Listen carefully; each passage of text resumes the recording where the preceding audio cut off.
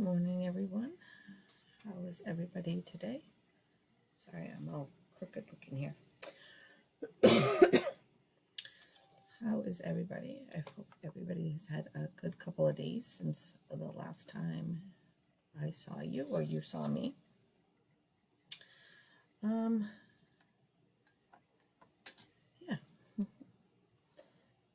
kind of woke up with a headache this morning. Morning, Jennifer.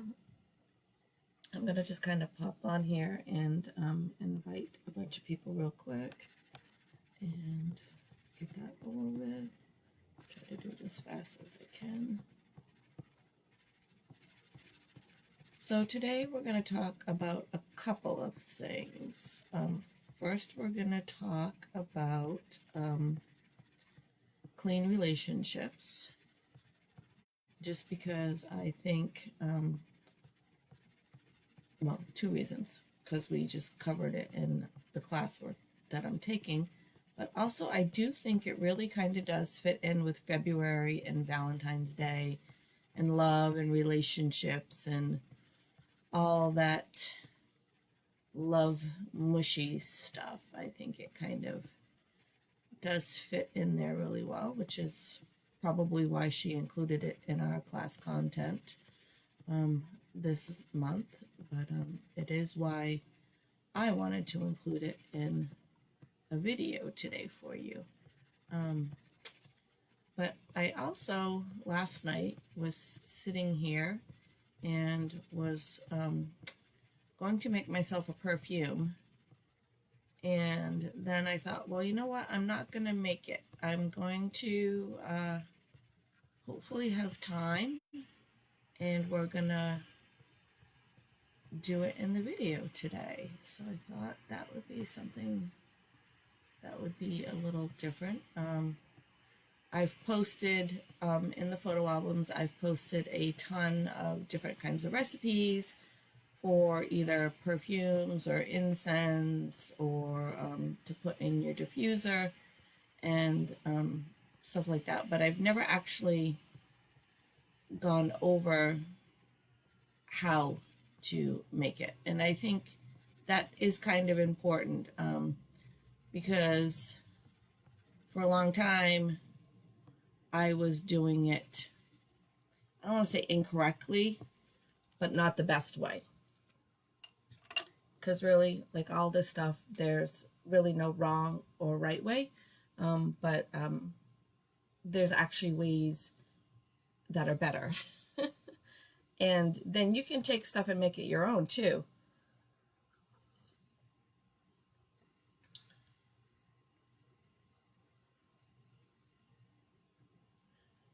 Oh, Jennifer, you haven't seen session 2 of the class yet for perfume? I'm not making that one. I'm making a completely different one. So I won't be ruining anything for you for the surprise for class.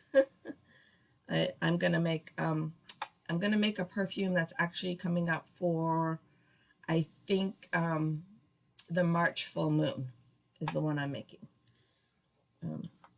So I love all of Athena's perfumes, and I would love to buy each and every one of them, but I just don't have the money. Right now, my money is for my class and for my class tools, which does come up to quite a bit of money per month. So I have kind of cut back on a lot of the other little things that I would normally buy right now. And but I do like making the perfumes, and I have a ton of the oils myself. So if I do have all the oils, I try to make my own. But before we get to that, which I know that's like, oh, that's going to be so much fun. And again, my little crystal grid here is all over the place. I don't know what happens to it. So I'm just fixing that. But we are going to talk about clean relationships today. And it basically is just what it sounds like. Clean relationship is just being clean with your partner. And but just to kind of go into that a little bit. So a clean relationship, really what that means is that whoever, so your partner, or it could be, I mean, clean relationships are not just with your significant other. They're with anybody that you have a relationship with. Could be your parents, could be your kids, could be coworkers, could be friends. I know most of us tend to use the significant partner as a reference, but that is, I think, because it is one of the most important relationships in your life. I'm with my significant other all the time, so it is a big part of my life, our relationship together. But what that means is that you are both completely open. That gets tricky, I know. I even struggle with it. Not on big things. I am not saying like I don't cheat on my husband or anything like that, but sometimes I sneak little purchases in and don't tell him quite how much I paid for it and things like that. And in a clean relationship, you really shouldn't do that. You should be able to say, I bought this, I bought it for me, I wanted it, and yes, it was expensive, but I will have to give up something else to buy it, which is what I do with, like I said, that's what I do with the Mesa, and that's our class kit. And our class, they are quite expensive, but I give up other purchases that I might want, like perfumes.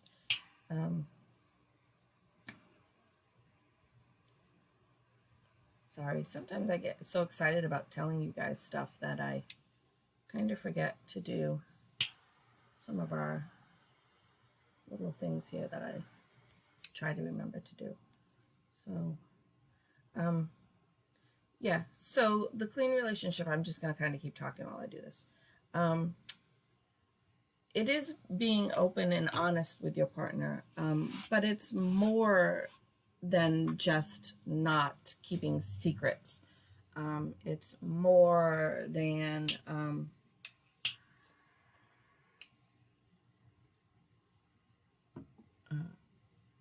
just being like, oh, well, yeah, we talk all the time. That's great. That if you talk all the time, that's great. If you don't keep secrets, all of that is really important. But and it is part of having a clean relationship, but it's not the whole of it. So there's the little extra piece that I think sometimes people miss, and that is always letting your partner know what your intention is. Now, my husband and I have been together for 16 years.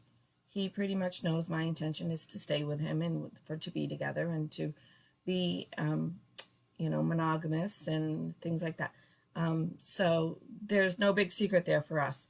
But some people in a new relationship, it's really great to just put that out there. This is what I'm looking for. This is what I want. And, if that's not what you want, then maybe this isn't going to work. I was in a relationship before I was with my husband, and the guy was very important to me, and he meant a lot to me. But he was very adamant that he wanted kids, and I already had 2 kids, and I did not want any more kids. And so we decided that after just a few months, we were like, I think we better just walk away and go our separate ways, because this is going to eventually lead to a problem. Because I was, like I said, I already had 2 kids. I didn't want any more kids. I actually had my tubes tied, which could be reversed, but I didn't want to. So setting clean intentions right out in the beginning. But sometimes even in a relationship that you have been in for a while, sometimes it's good to just put it out there. And like my husband and I have a very sarcastic, joking kind of way of communication. I'm not usually the sit down serious talker. Um, like I'll just tell my husband, like, you're stuck with me till we're dead. So deal with it. So I'm, like it's a very indirect approach for me. But I do tell him on a regular basis that, you're stuck with me. This is it. You can't get rid of me. I'm here for the long haul kind of stuff. So it's not real serious. It doesn't have to necessarily be serious, but he is getting that message that that is my intention, that I am here to stay. I don't plan on going anywhere. So it just, is, I think, good for him, even though, like I said, it's kind of in a silly, teasing kind of way. He's getting that's my intention, that I have no intentions of leaving or going anywhere or being with anybody else. You should always make your actions very clear. And so that one's a little trickier. But again, if there's something that you're doing, you just need to just talk with your partner about it. Just explain what it is you're doing or what you want to do, or things like that. Because again, even I struggle with stuff like that sometimes. Because like when I first started taking my class, I didn't like sit down and have a conversation with my husband and say, I really want to take this class. This is what it's about. This is something I'm really interested in learning. I didn't really have that conversation with him. And so when I was watching the videos, he was kind of like, what are you doing? What is that? What are you, And he knows that I've always been interested in crystals and, things like that. So, when he asked about it, I did tell him. It wasn't that I was trying to keep it a secret from him or anything like that. It was just one of those, like, I don't know, I just kind of felt weird about telling him that I was taking these classes for some reason. But now that I've told him, and he knows that that's what I want to do and stuff, he's been great. We went shopping at a crystal store this weekend together, and we walked around for like an hour, and he was telling me, oh, I like this one, this is pretty, what does this do, and stuff. And he actually ended up buying a couple. So it was actually good that he knew. It was better for me, it was better for him, and now it's actually something that he's finding that he's actually interested in too, and that we can do together. So something that I was kind of shy about telling him, because I thought he's going to think I'm married to a weirdo. She's lost it. She's crazy. He is right there with me. The other night, it was the full moon, and most of you know that your cell phones do not take good pictures of it. He went and he dug out the big camera, and he put on his big boots and his coat with his pajama pants and went outside, and it was like 2 degrees, and took a picture of the moon for me. So sharing that with him has been really great. So sometimes, even though you think you're going to get a bad reaction, and sometimes you might, sometimes it might take a little bit more explaining, it might take a little bit more work. But sometimes what you are scared of in telling your partner, or any kind of relationship, might end up being just no big deal. And then it might end up like for me in this situation, it turned out really great, because he's really getting involved in it. The other day, he was sitting there scrolling through his phone, and I looked over, and he's scrolling through crystals. So he has found one that he likes, and that he wants to buy. And unfortunately, he found one that's the one he likes is pretty rare and pretty expensive. So, but he's looking for it. He's gonna find it. And just be clear with your words, which is difficult. So in that example, for being clear with your words, sometimes we tend to say you, and like, you get mad at me all the time for that, or you do this all the time, or you do that. And I think what we kind of need to do is we need to just reword how we say things. but be clear. I don't want you to sugarcoat. That's not what I mean. But I want you to be clear. But instead of saying, you get mad at me all the time when I do this, say, how can I do this differently to make it better? So you've taken away that, like, that blame and that pointing the fingers and that it's the other person's fault, and kind of redirected it, not necessarily to say that it's your fault, but just say, how can I do this differently or better, or how would you like, how can I do this to, I know it's tricky to say things in a whole different way because we're so used to just saying it the easiest way possible. And sometimes I have found that in a conversation with somebody, I have to actually stop for a second and not reply right away, because I have to think for a second how I can say the same thing, but in a kinder, gentler way. So, it is tricky, and how you can, instead of saying, well, you get mad at me every time, I don't know, I move your phone. I don't know. That's a stupid example, but, and instead of saying that, say,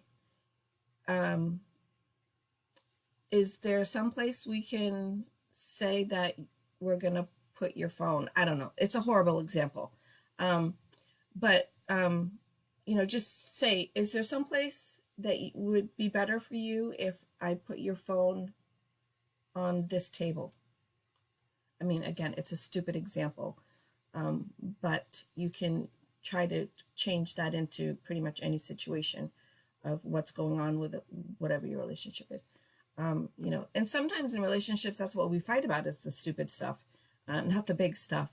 But yeah, my husband gets mad at me because I move his stuff all the time. So that's why I use that example. I'm a tidy, neat, like everything has its place kind of person. And my husband is where he puts it down is where it stays person. So I am constantly moving stuff on him. And again, he gets mad at me because he can't find it. So what I have done is I have gone out, and this is kind of getting off topic here a little bit, but it is part of relationships. I went out and I bought 4 or 5 different little baskets, and there is one in the kitchen and there's one in the bathroom. And depending on kind of which end of the house I'm at, when I pick stuff up, I put them in those baskets. And so he knows if he can't find something that he's looking for, he knows to go now to those 2 baskets and look in the baskets. They're just his stuff. There's nothing of mine in those baskets. It's just things I pick up off the counter.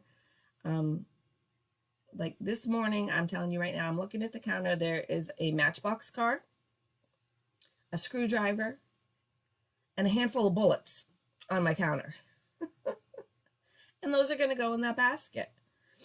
And he'll know when he's looking for them that they're probably in the basket.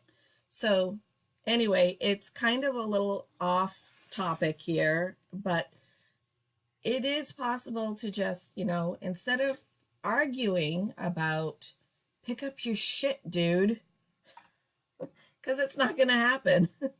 And so we have to find, in relationships, we have to find some way to make those things work.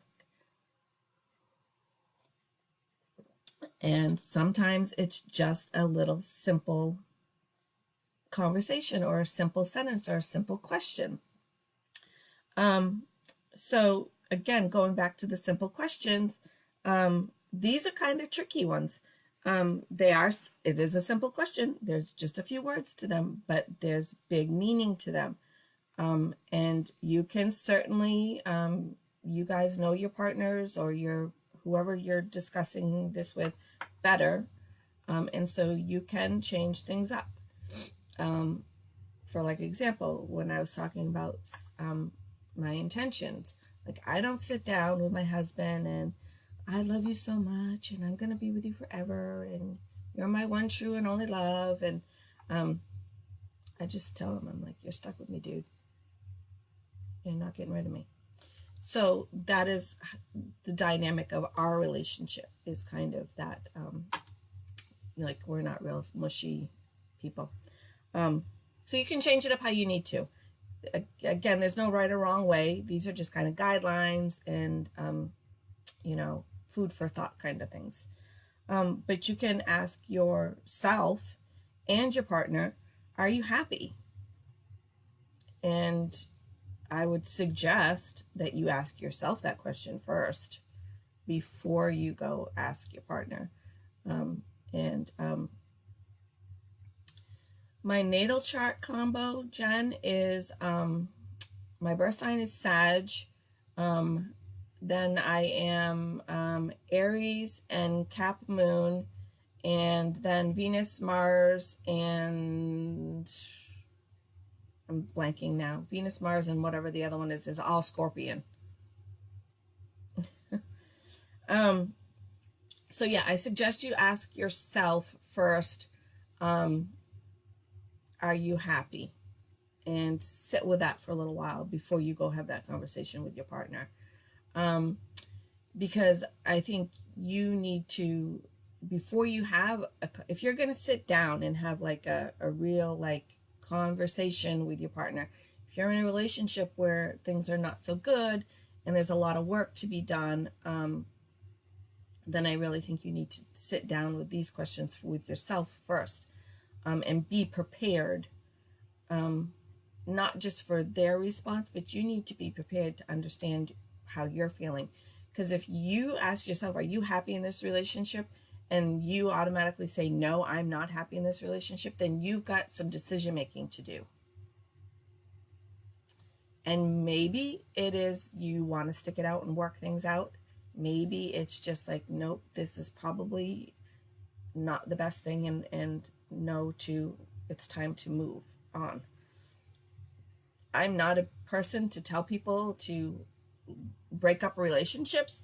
But like I said, in the situation for me, it wasn't a matter of were we compatible. It wasn't a matter of whether there was attraction or affection or anything like that. It was a matter of he wanted kids and I didn't want more kids. I already had my kids. And that was not going to change. So it was better for us to just end the relationship and go our separate ways. So sometimes that's just the reality of the way it is.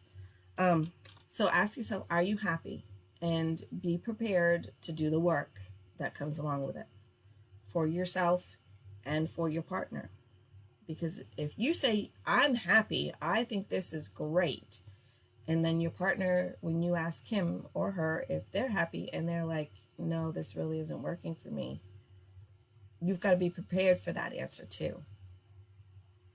So, and I know that's why a lot of us don't ask the question, because we're like, we'll just pretend that everything is great and we'll just keep going and life is great.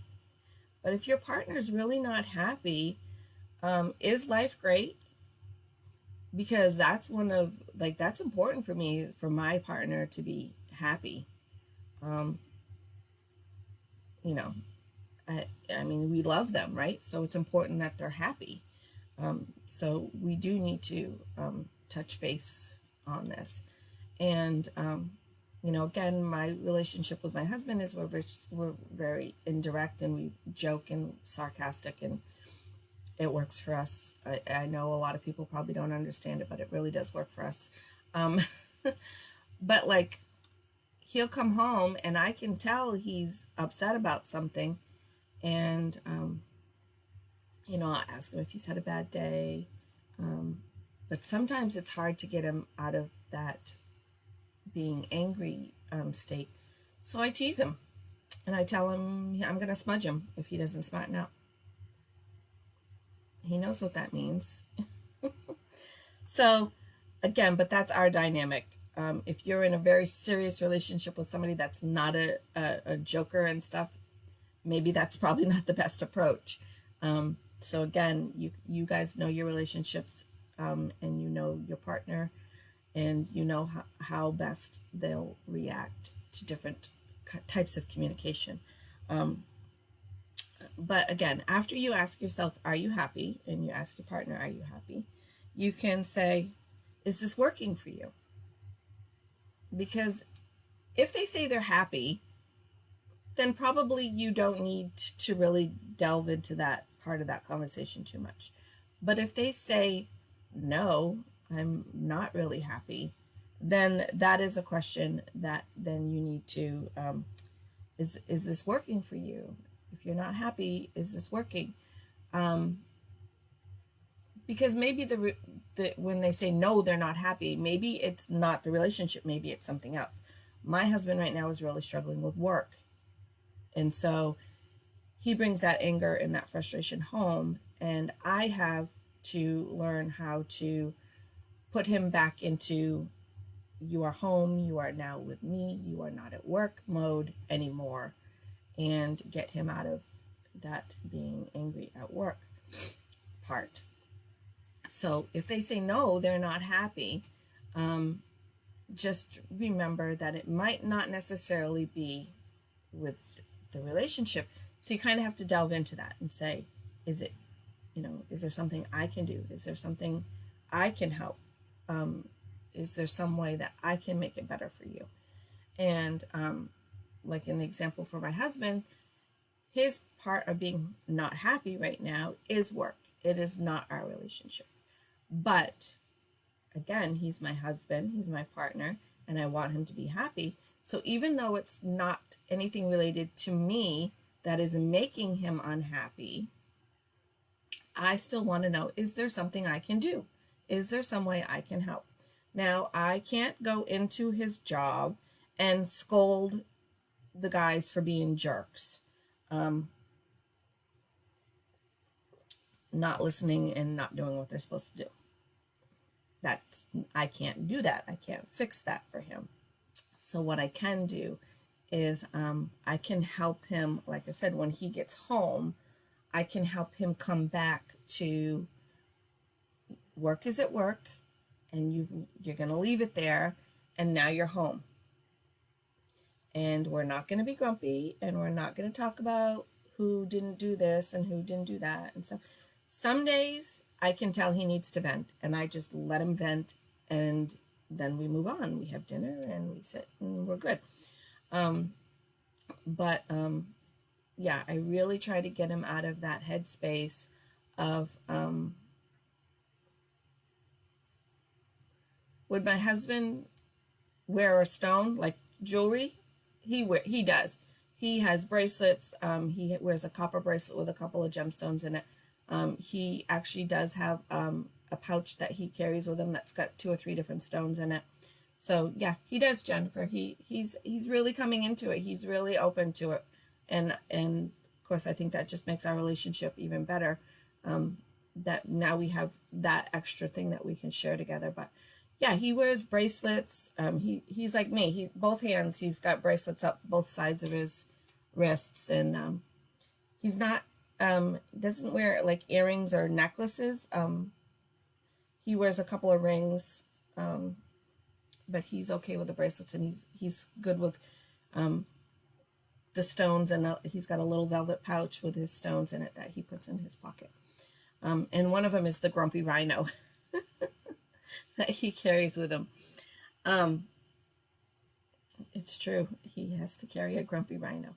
But yeah, he does struggle with that. And so, like I said, even though it's not relationship wise for us, it's not something I'm causing, but I want to help him with it. And so, I do ask him, is there something I can do? And for me, there's something that I can do is usually tease him. And he usually will come around and start laughing with me and giving me shit back. But like I have threatened him 2 or 3 times. I'm like, I am gonna smudge you. And he just starts laughing because he does know what that means. So we do have a few minutes left, and so before I forget, um, we did not pull a new card this morning. So we'll take just a second and we'll pull the card, and then we'll take the last few minutes and I will show you how I make perfume. Okay. All right. So the card we pulled last Thursday is going back in the deck.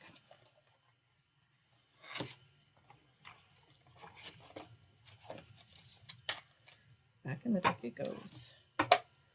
And so clear those out real quick. And again, not really pulling for anybody particular.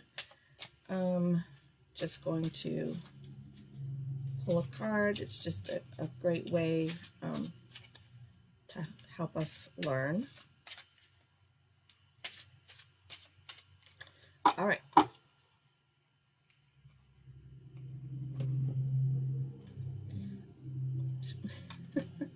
Sometimes, I don't know, the card we pulled last time for, again, change topics here real quick. Tuesday we pulled Tiger's Eye. And Tiger's Eye is one of the ones that my husband does carry in his pouch. I am carrying in my pocket right now a red Tiger's Eye, but I did pull this morning to show you. I do have a Tiger's Eye here as well. So I wanted to show you that. But when we pulled last week, we pulled the, whatever the card was, I just put it away. I can't remember. I have a bad memory. But when we were reading the Tiger's Eye and I was reading the description, I'm like, all right, maybe this is for me. And that's when I went and grabbed my Tiger's Eye and put it in my pocket. So things happen in mysterious ways. So we pulled Love Connection after just talking about being in a clean relationship.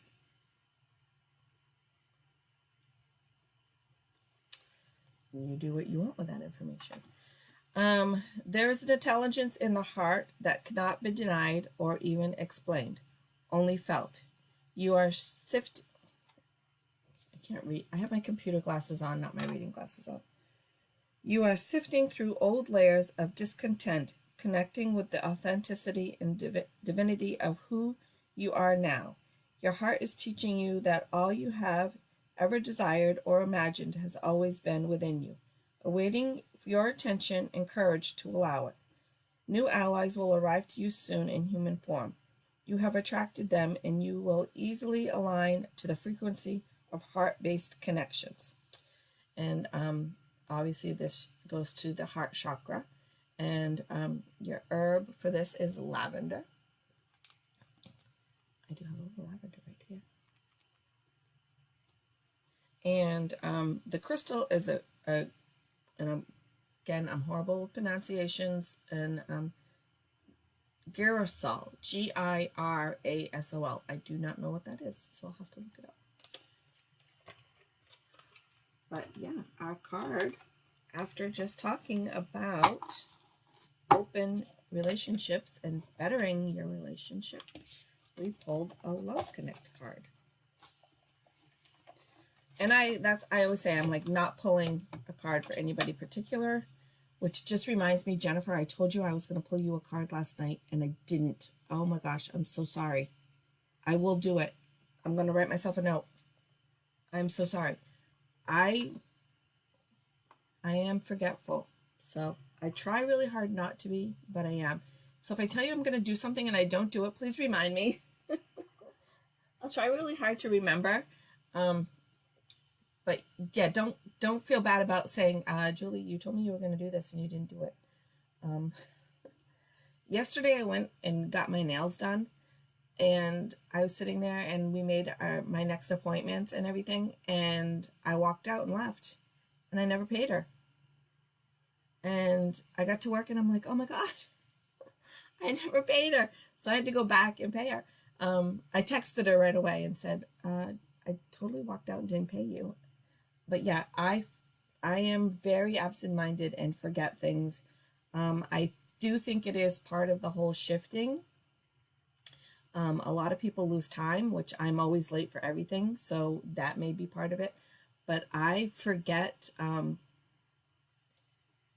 lack of a better word, the muggle things sometimes. My nails, I went something totally different. I got like a pink color. I never do anything but like black and gray or purple. And so I really wanted to think spring because I'm sick of snow and cold. And so she had this color that was kind of not really like pink, like it's not like this pink. I mean, it's pink, but it's not like really girly pink. So I figured I would give it a shot. All right, so we do have just a few minutes left, and so we're going to talk about perfume. So step 1, empty bottle. Step 2, know what you want to put in it. So like I said, this is a perfume that is, I believe, for the March full moon,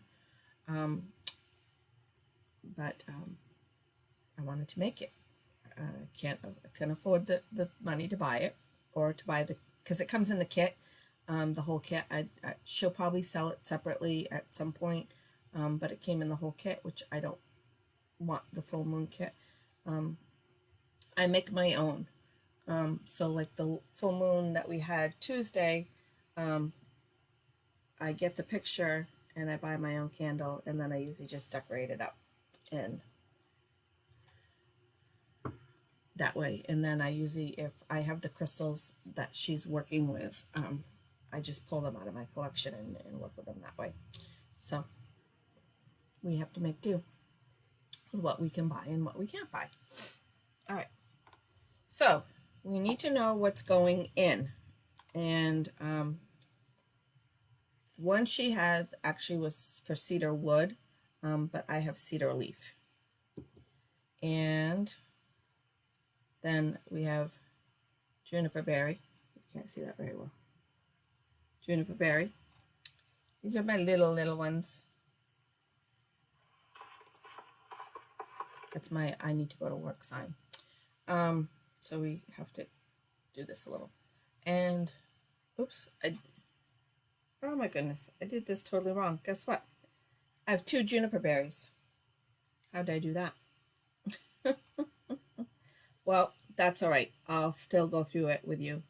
The other one that was supposed to be in there was jasmine. And so I do have a jasmine somewhere, but that's okay. I'll go back and fix it later. So the key to making perfume for yourself is open up all of your oil bottles. I know it's dangerous. I tend to spill. So I'm just going to open the 2 because 2 of them are the same, actually.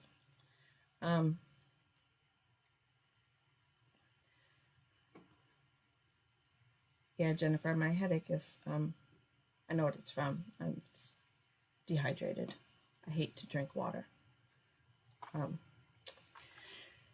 So, my own fault. So you're going to take your 2, you would take the 3, but I'll explain this to you. You're going to take the 2 and smell them together. And then what you would do is just pretend this is a different one, and you would smell them together, and then you would go back and smell these 2 together and kind of get the idea of the combination of the 2 that is most appealing to you. And then what you're going to do is, I'm trying to think how I can explain this quickly and easily. So these are the two that I'm going to use because that one's the same one. So you're going to put in, now cedar wood is very strong, and the juniper berry is, if you put in equal amounts, the juniper berry would kind of get lost in the cedar wood. So my suggestion is to put in some juniper berry, which I'm not going to do just because I'm trying to save time here. So I will make it later.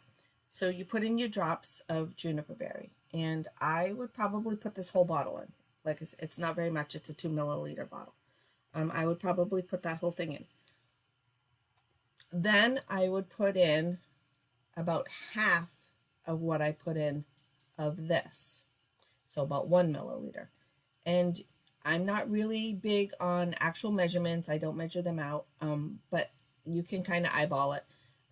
So, you know, if I put in this whole thing, I just know it's 2 milliliters because that's the bottle that it comes in. So I would say maybe that's 20 drops. So I would put in about 10 drops of my cedar. Again, because your cedar is a much more powerful scent, and you don't want it to just smell like cedar. So like 20 drops and then 10 drops. And then it's going to go in the bottle with the bottle empty. And so then you're going to smell it. And you're going to go, okay, I can still smell mostly cedar, or no, it smells good, or whatever. If it smells mostly cedar, then you can add more. So good thing I have a second bottle. You could add more of the juniper berry and play with it that way. But always start small and go slow, and then add more drops until you get it the way you want. If you decide, so if I had the jasmine and I decided I wanted to just put in 2 or 3 little drops, so it may not be a scent that you would necessarily note in the perfume when you're smelling it. It is going to change the smell of it, the notes in it. So even though you may not smell the jasmine, it may cut back the strength of the cedar. So you just have to play with it and mix it until you get it kind of the way you want it. Then my suggestion is to cap it. Just like that. Leave it.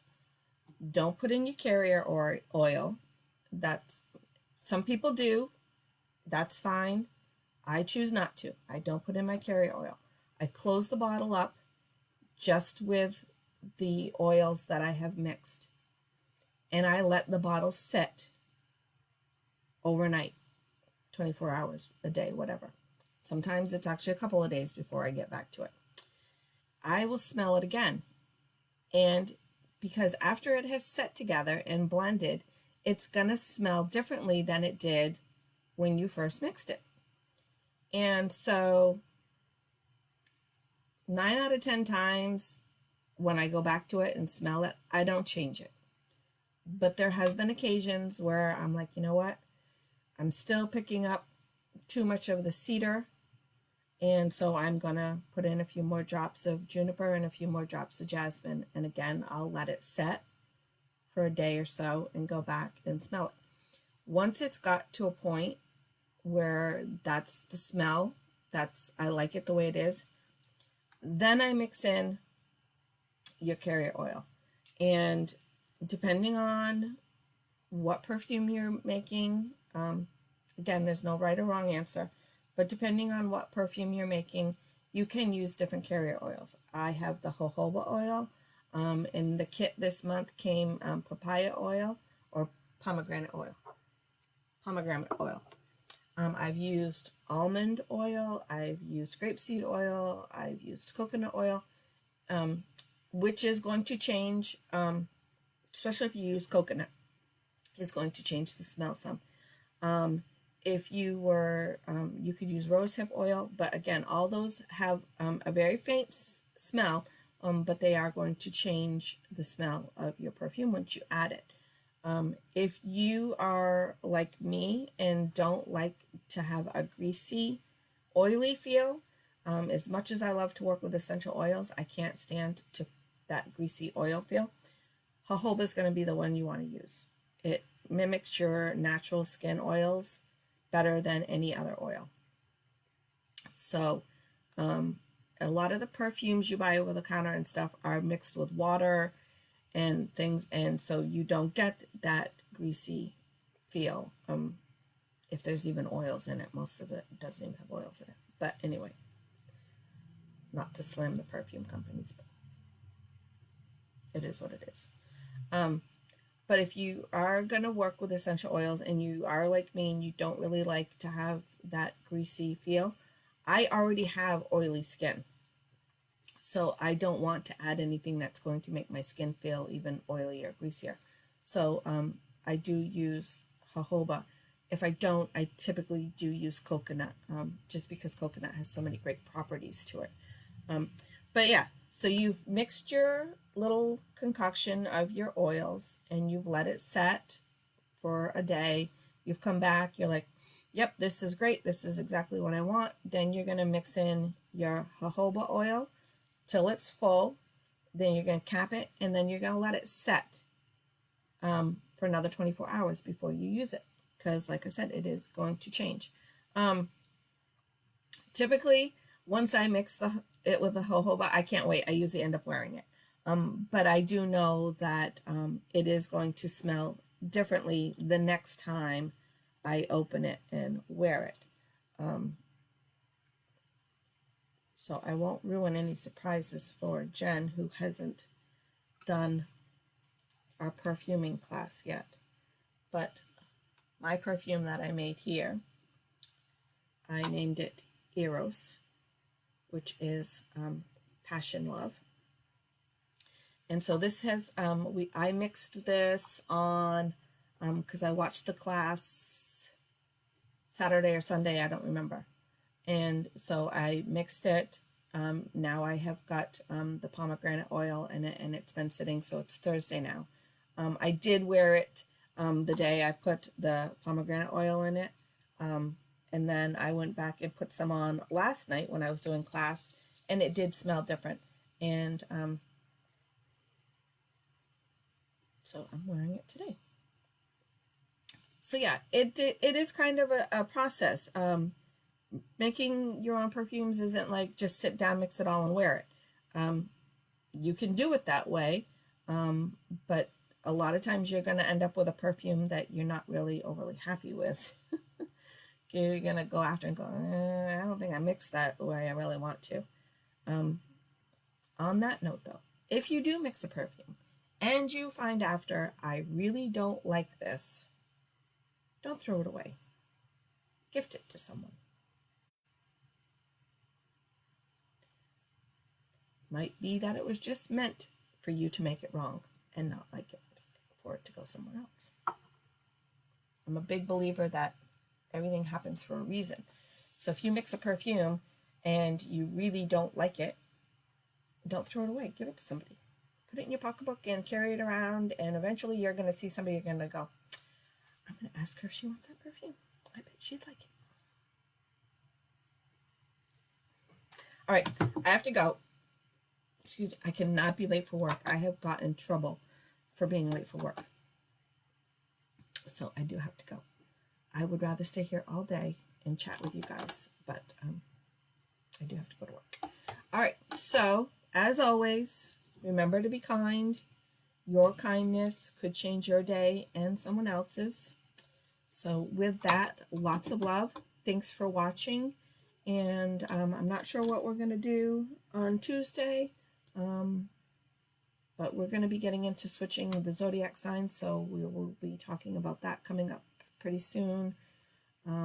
So yeah, I will see you guys all on Tuesday. Have a great weekend. Try to do something fun. Try to get some rest as well. Love you. Bye.